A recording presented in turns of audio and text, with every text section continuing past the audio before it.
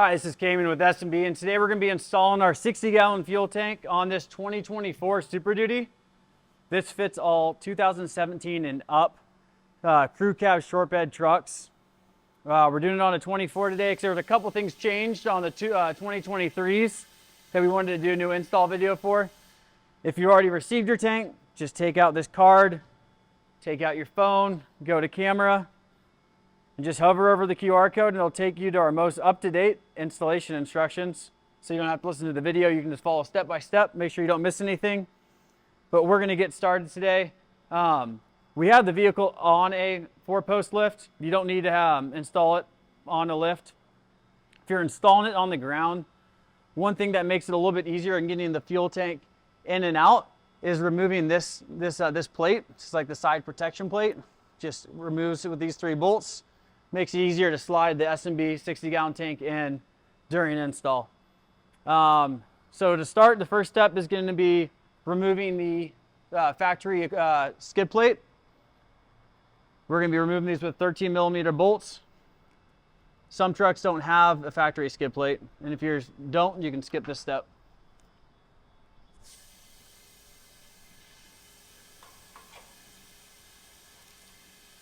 Again, these are 13 mils.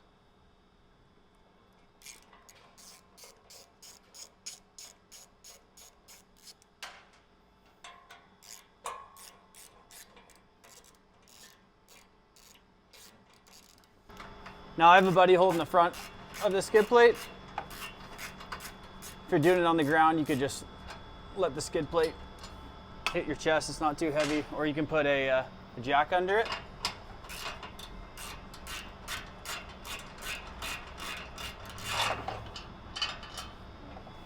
And there's just one more bolt in the front.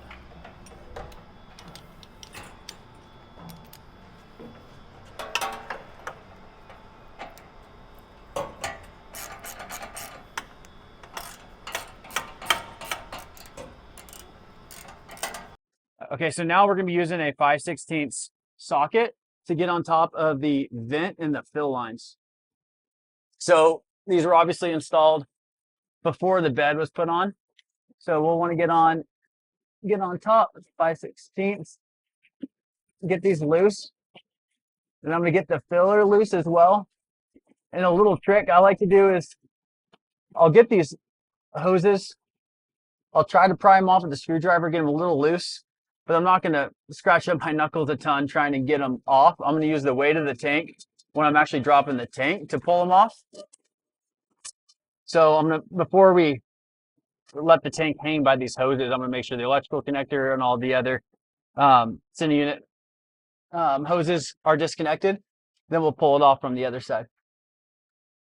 And then right here on the filler.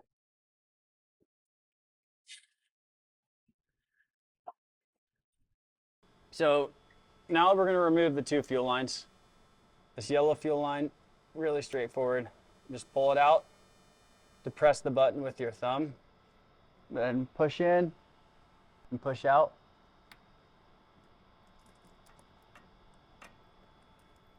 Then this white fuel line, these fingers just simply slide out. And if your fuel lines are a different color, like this is a blue line, just check our website. We'll have information on how to remove that line.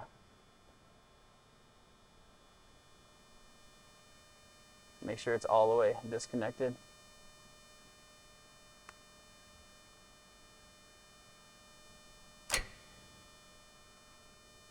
Then underneath,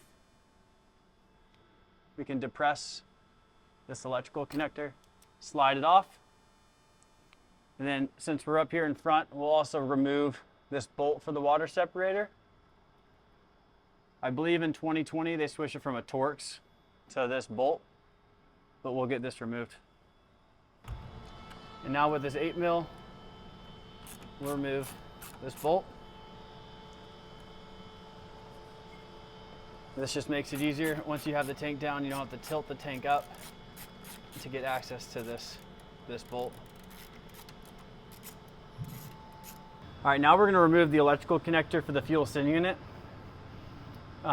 You can remove this after you start to drop the tank and lower the tank a few inches, but it's pretty easy to access over the frame rail.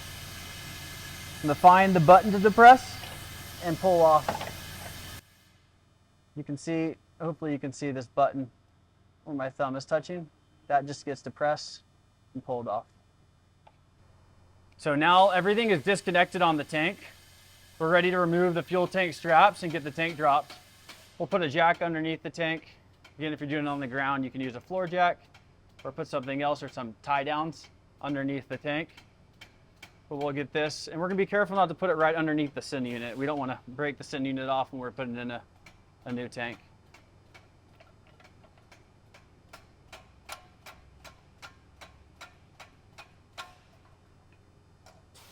So now with a 13 mil, we'll remove the front strap and do these by hand. We're going into slip nuts. The slip nuts have tendencies to break. If you do break this slip nut, you can get on top of the slip nut right here. But as we'll show you in a second, the slip nut on the rear corner is harder to access, but we'll show you how to access that if you do break your slip nut.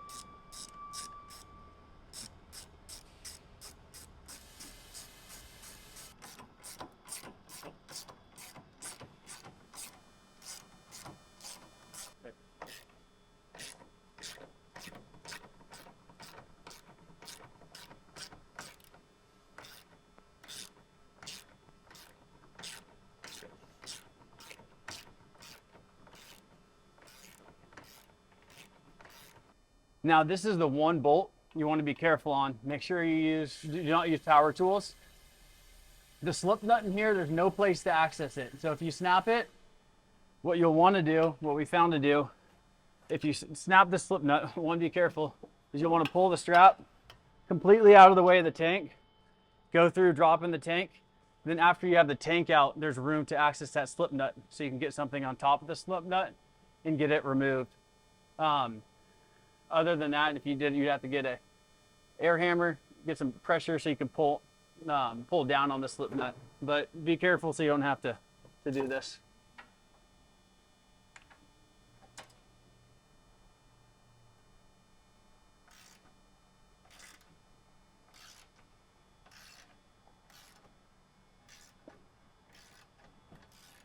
What I'm actually gonna do is just leave this connected. We'll go through dropping the tank and I'll show you what it'll look like to put something on top of this, to unstop the slip nut to get it removed if you do break it.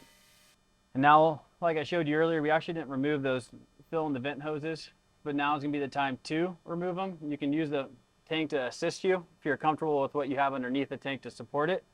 So I'll have someone, hold the front part of the tank. We'll start lowering the tank to get them completely removed, but now I'm gonna give it a shot by reaching over the tank, finding my main vent and fill, and pulling this way.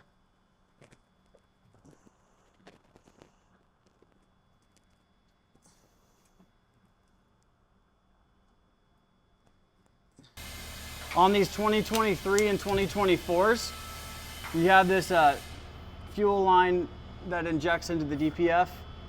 Slide out the green, just like we did on that yellow connector. Depress the button and slide this bad boy off.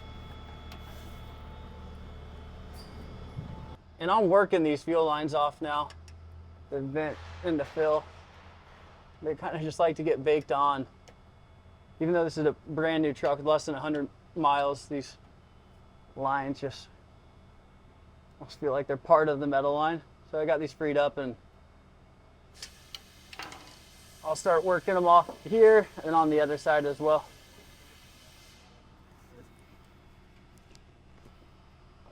And here's with the tank out, you can see how you can access the slip nut by getting something on top of the nut if it breaks right there.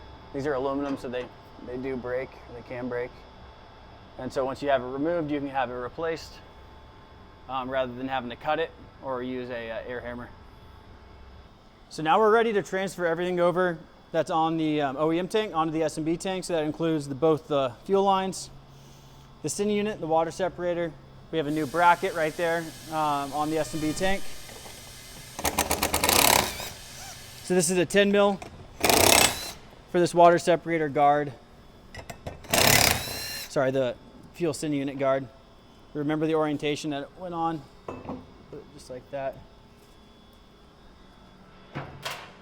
Now we'll take our dead blow and pry bar and hit this counterclockwise. They make a special tool for this that makes it really easy, but the pry bar and dead blow also work. So we'll unclip these. This is that new DPF injector line. So that does not have a place in the bracket.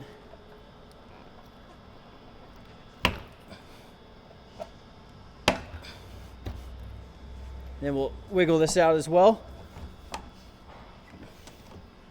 Then make sure before you put the SIN unit in to the S&B tank, you use the OE or the S&B O-ring. So it's a black O-ring, OEM is green. If you put a green O-ring in, it's gonna leak.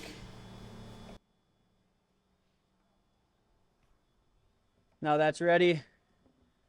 We'll transfer this over. I like to pour as much fuel out into the OEM tank before transferring it to make a little bit less of a mess.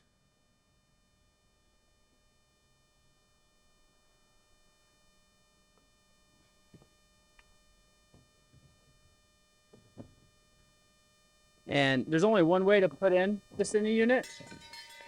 There's actually only one way it'll physically fit. But it does face this arrow that we have marked into the tank. So you can press down on the SIN unit. It's also important to find this to make sure it matches up so you can see the ring isn't in the right orientation. It needs to go one spot over. Now the trick for the ring, you got to get the T started underneath the ring, put some down pressure on the SIN unit. Now we're going to hit it clockwise, and we're hitting it clockwise until it passes underneath the depression on the OE or on the S&B tank.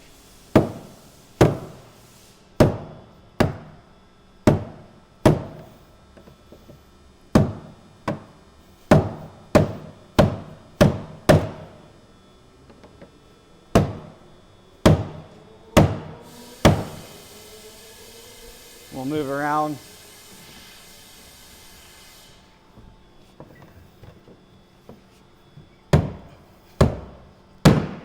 Okay, so now you can see it's locked underneath the depression. We have a good seal. Now we'll get our ring installed. Let's see which way this goes. Just like that. We'll reuse the OEM flange nuts.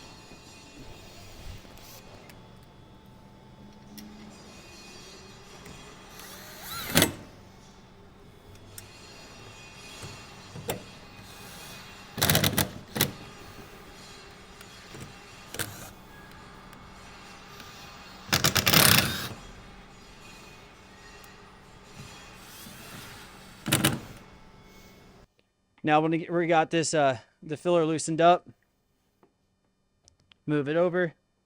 We're going to put the check valve into the hose with the flow arrow going into the tank. Push it in, don't break the spring. Get it in the same orientation it was on before.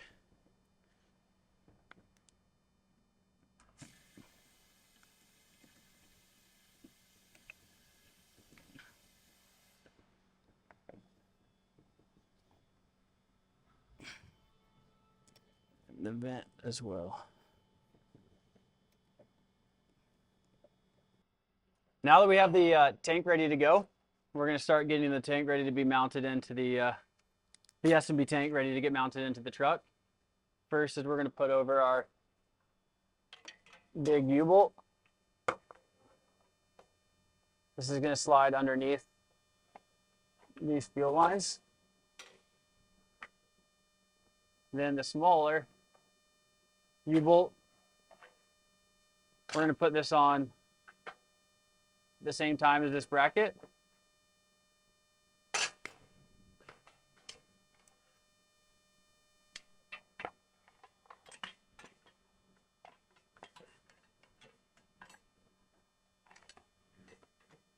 Okay. This U-bolt is going to be held in by that little hook. Then this one's going to sit right on top of the bracket. Then what we're going to do is we're going to use the 2 bolts, nuts, and washers. Now we're going to put the washer over the bolt. We're going to put our nut on top.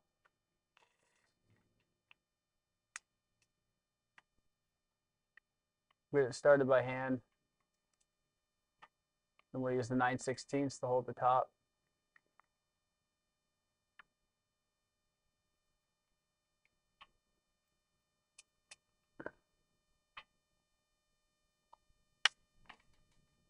The open side, or it's going to get pinched in between the cab.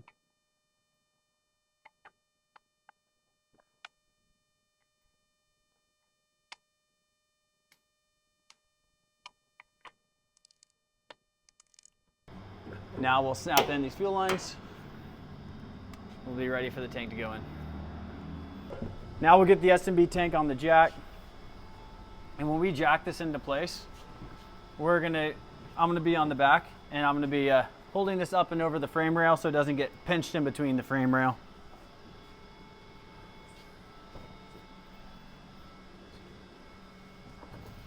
And these lines, so this one's gonna go over the cross member. So we'll get it staged and ready.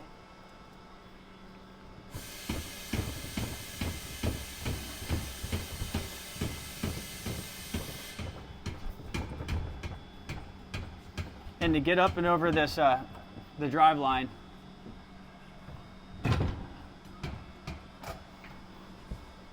we'll just tilt it up and over.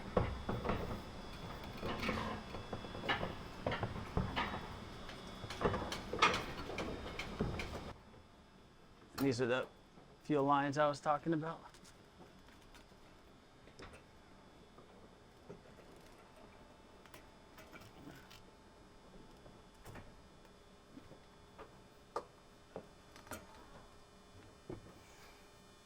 Now they're free. Another thing to look out for in the front is that water separator electrical line and the U-bolts, making sure that those are on the outside of the tank.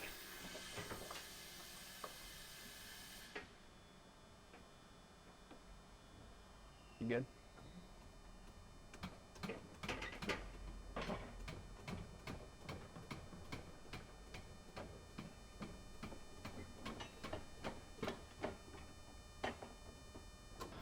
So now we're going to work on getting everything back together. We're going to be doing this in order of like from the top down.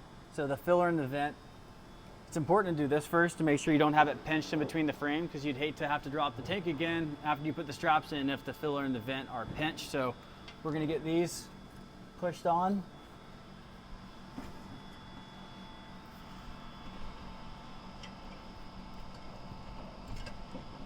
Okay, so now we're going to face the hose clamp in a little bit better position so we can actually tighten it. But we're doing the filler first.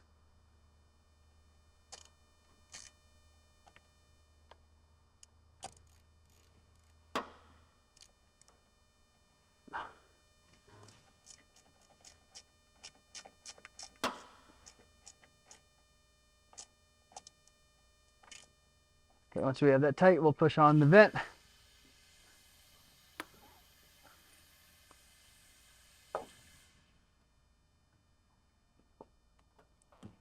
Okay, so now we got the vent on, and the same deal with the vent. Looks like we need to loosen it up a little bit.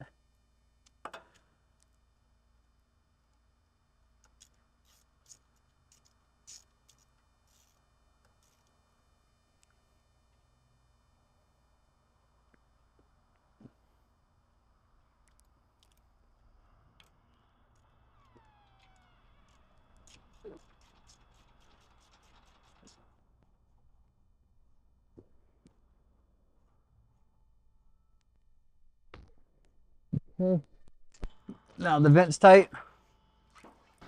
So now for this electrical connector, we're just gonna push it on until you hear the click. You can give it a pull to make sure it is seated. It's completely seated and we're all set. Now we're gonna reconnect our electrical line for the water separator, for the water and fuel. And camera guy will come from underneath so you can see. You can see after I have the yellow one connected, we'll show you that, but yellow one gets flipped in, pull on that to make sure it gets locked. Then the white one, you can push that on top as well.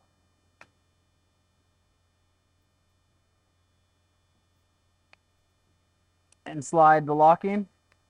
And for this one, always try to slide it off. So I thought I had it locked, but it slid off, so I'm gonna push it back on. Then slide the locking tab on again.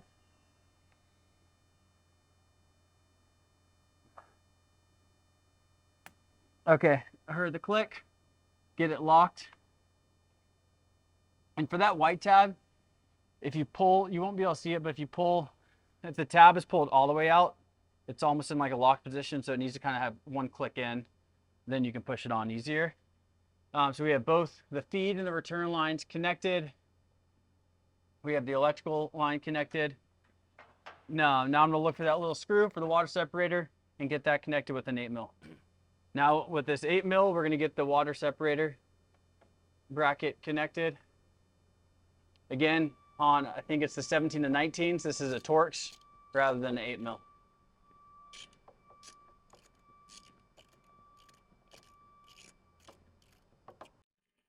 Now for this DPF injector line, slide that on, depress the button, or depress the lock, and make sure it is locked. So push on the connector.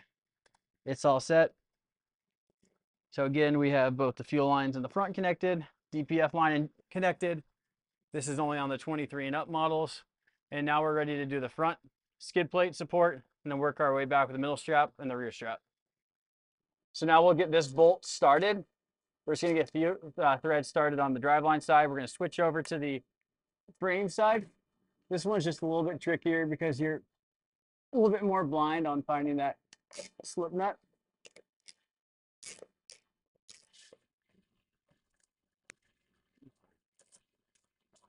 Once you get it started, that's no problem. We'll torque this down all the way. Our hand tight will come back. Get a little bit tighter after we do the rear and the front.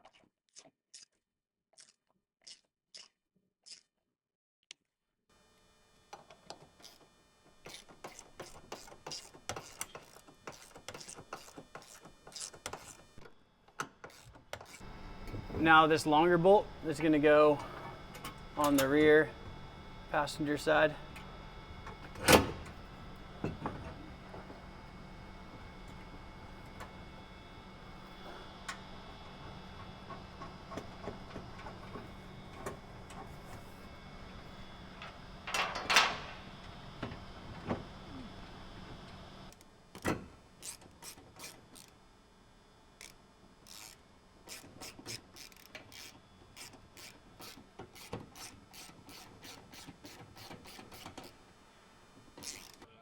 All right, so now with the front skid plate, we got the holes underneath the U-bolts, and we're just gonna put a little bit of pressure underneath the skid plate so we can get the lock nut started a little bit easier. With the design, it's just a fine balance of having too much and not enough. We don't want a bunch of U-bolts sticking out where you have to cut it after. We don't want not enough to where you can't get them installed. So now with these lock nuts and washers, we'll get them all started by hand. Use a star pattern to tighten them down.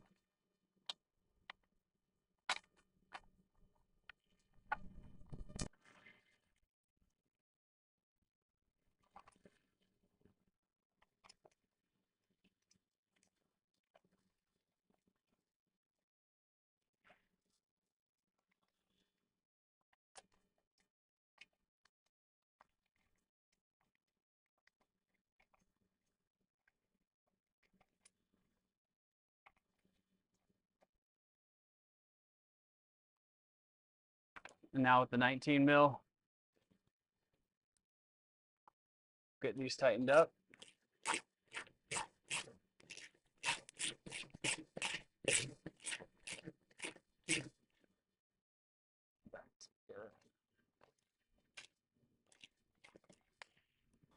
Now, if you do not have an OEM skid plate on your truck, the last step is going to be taking the rollover hose from the rear, routing it behind the body mount,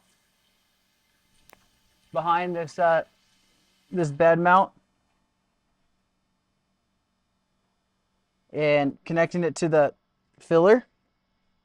Zip tying it to the filler. So we'll get them zip tied to the vent. And I'm sorry, it actually goes in front of the bed bolt.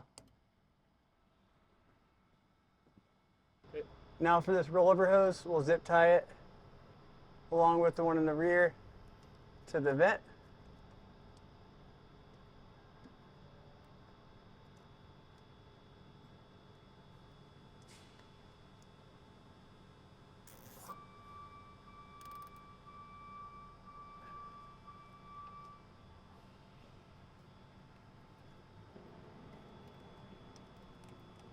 Zip tied to the metal vent next to the filler.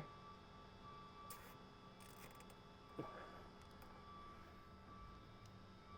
cut the excess. Now, if your truck came with a skid plate, this can be reused. We'll get it up in place. We'll get the jack underneath to support it, and we'll use the included spacers to space down the skid plate so it can be mounted.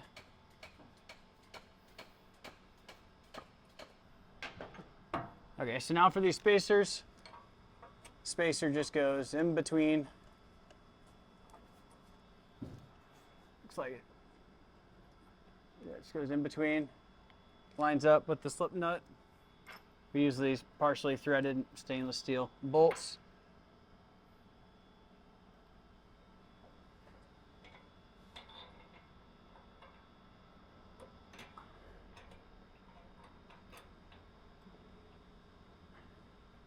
Get those started by hand. Now the same with the rear. The rear is just a single hole.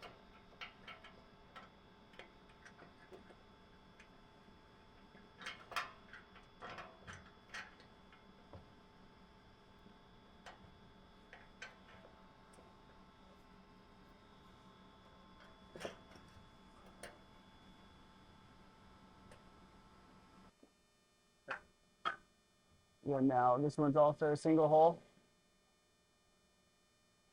And this one's a little bit tricky. So you just don't have as good of a view.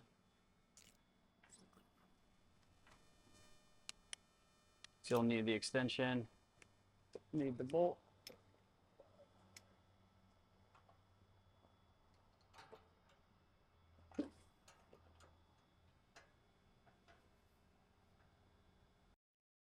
So it is a little bit of a finesse to find the slip nut, but I got it installed by hand, and we'll run it in with our 13 mil.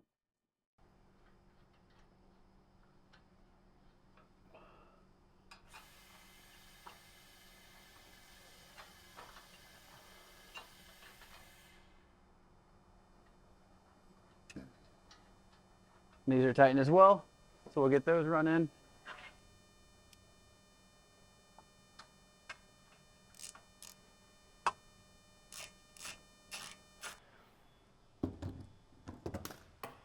So now the installation is complete.